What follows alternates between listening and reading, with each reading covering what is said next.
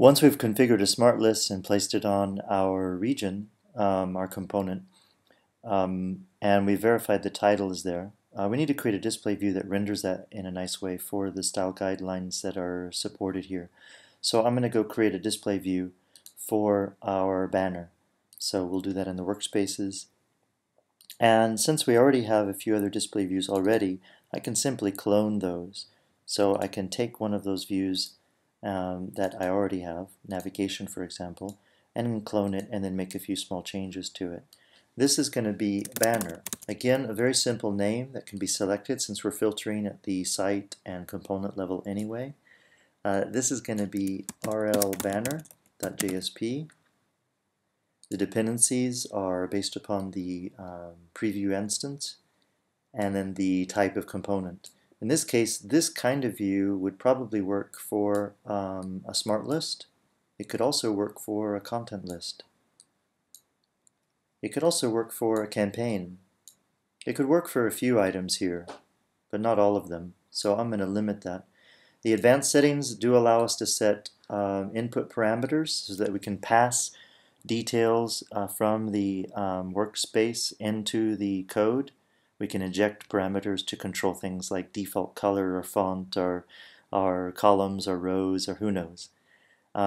We can also execute this view on the client side. That's only supported when we have developed an Ajax-enabled display view that will render that on the client side. Typically used for like inter-region communication, for example, or dynamic lookups or something really fun. But server-side is going to meet our needs in this case. So I'm going to go ahead and save and close that view. And I'm going to do the same thing I always do to my views, is I'm going to approve them. And then I'm going to share the banner view to the appropriate sites. So there I'll share the banner view to my Ralph Lauren site. And then go ahead and make sure that code exists, or if it doesn't exist, go ahead and create it. So I'll go to my file system. All of my code is in Tomcat under custom. I've got an example banner view. We can simply copy and then rename to RL banner. And let's take a very close look at this code to show you what's really important here. Initialize the templating component, initializing the context that allows us to have access to the user's context, which is the channel and the language in this case, and all the objects available in that context. And then we have some JSDL that's used only for components such as smart lists. Whenever you have more than one item in a component, we're going to use component results. If we're using a content item, we have to use the content item object instead of the component object. So we have to be careful with the code in supporting the correct components. I'm going to set up some variables and make sure these variables are correct for what I'm doing. I want to make sure my content type bean attributes are correctly mapped here. So I can always look at the content type, right, to just validate that. So for example, I can go to my content types for product and just make sure that my attribute bean properties match what I'm configuring in my JSTL. So I'm going to support title, teaser, body, image, alt image, video, anything else I need to support.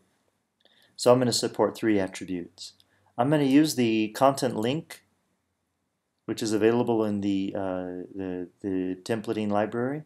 This allows us to build a link to the item, so if someone clicks on the item, it takes us to the details of that item. Then I'm going to do some code that looks for the image. If there is an image there, it's going to pass that obviously. It's going to create another content link to the image itself. So this is building a link, a living link, to where that image is living in the system.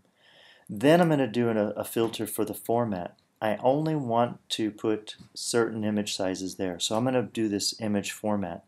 I'm going to look at this attribute name. This is defined in the content type, in the image type. You can find it there in the workspace, in the management console. And then I'm going to go look at all those formats associated to that and just find the one that matches landscape. because I'm only interested in the one that's been produced through our automation. So if you look at our automation again, you can see where that's coming from. It's producing the landscape format. And we want to just find that and then add it to our system.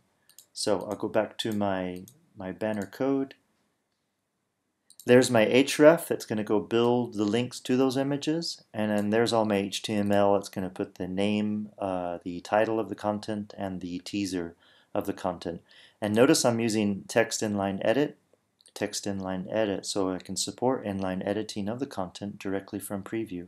I'm also supporting inline edit for the image as well. So this code seems okay to me for the moment. Let's test it though. I'll go ahead and go back to preview and select that view. So here's the preview. I'm on the home page. There's my content. I'm going to go associate the display view to that. Now when you're in preview, it's a little strange because we've got to go into design mode. I've got to edit the template. Once I'm in template edit mode, then I need to leave the design mode and go back into page mode. And this exposes the appropriate menu for modifying the display view. And once we've validated that it works, we can kind of play around with that and make sure the inline editing works. I can leave the template mode. I can go into edit mode and make sure these inline editing features work.